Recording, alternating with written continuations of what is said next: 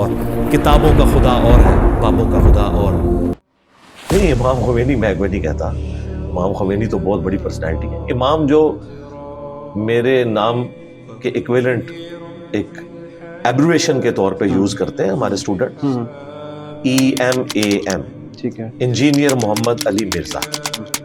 اگر امام خمینی والا امام یہ استعمال کرتے، یا امام ابن تیمیہ والا، یا امام احمد بریلوی والا، یا امام ابو حنیفہ والا، تو وہ آئی سے لکھا جاتا ہے دنیا میں. ٹھیک ہے. اور شکر ہے کہ میرے نام کے سٹارٹ میں جو انجینئر ہے، وہ انجینئر کے سپیلنگ میں آئی سے سٹارٹ نہیں ہوتے، ورنہ تو لوگوں نے کہنا تھا کہ یہ تو توریہ کر رہا ہے. ٹھیک ہے. اللہ نے مجھے الحمدللہ اس حوالے سے محفوظ رکھا. میرا کوئی دعویٰ نہیں ہے. باقی جو 4 ائمہ ہیں وہ تو ہمارے کمپیٹیٹر ہے ہی نہیں ہے. ہم تو خود ان کی لیگیسی آگے لے کے چل رہے ہیں. شاہ ولی اللہ دہلوی نے حجت اللہ البالغہ میں 4 ائمہ کے اقوال نقل کیے: امام حنیفہ، امام شافعی، احمد بن حنبل، امام مالک.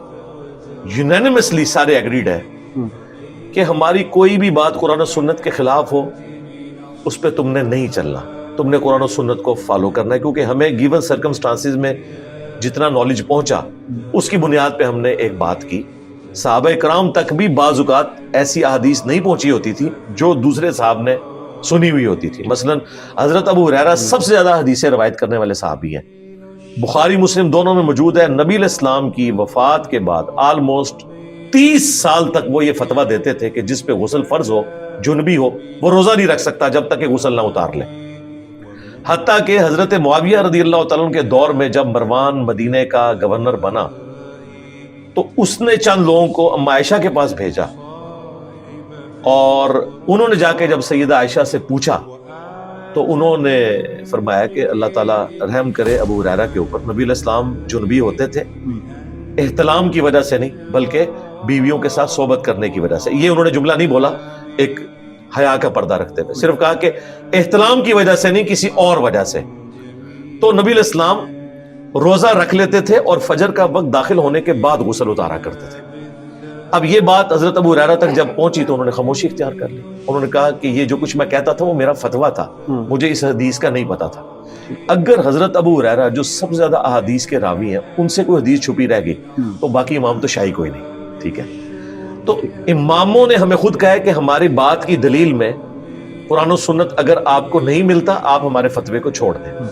امام مالک کا قول شاہ ولی اللہ نے اس میں نقل کیا ہے کہ وہ رسول اللہ کی قبر کی طرف اشارہ کر کے کہتے تھے اس صاحب قبر صلی اللہ علیہ وآلہ وسلم کے علاوہ کوئی ایسا شخص نہیں کہ جس کی ہر بات مقبول ہو اور کوئی بات مردود نہ ہو، اور کوئی ایسا شخص نہیں کہ جس سے اختلاف نہ ہو سکے سوائے رسول اللہ کے صلی اللہ علیہ وآلہ وسلم. اور آخری بات، مولانا مودودی رحمہ اللہ تعالیٰ کے اوپر بھی یہی الزام لگایا، ان کے ہم اثر علماء نے اور بعد میں جو آنے والے علماء ہیں، کہ مودودی صاحب تفہیم القرآن میں اختلافی موضوعات کو چھیڑ کے اینڈ پہ کہتے ہیں کہ میری یہ رائے ہے. یہ بالکل جھوٹ بولتے ہیں.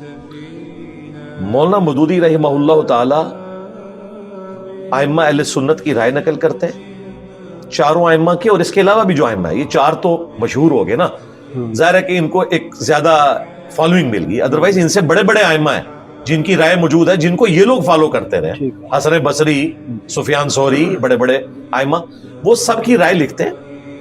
اس کے بعد وہ کہتے ہیں کہ میری نظر میں فلاں امام کی بات قرآن و سنت کے زیادہ قریب ہے. اچھا، یہ اتنا دھوکہ دیتے ہیں، یہ کہتے ہیں کہ مودودی صاحب یہ کہتے ہیں کہ میری رائے جو ہے ان سے بہتر ہے. وہ کہتے تھے ان میں سے کس کی رائے بہتر ہے؟ ہمارے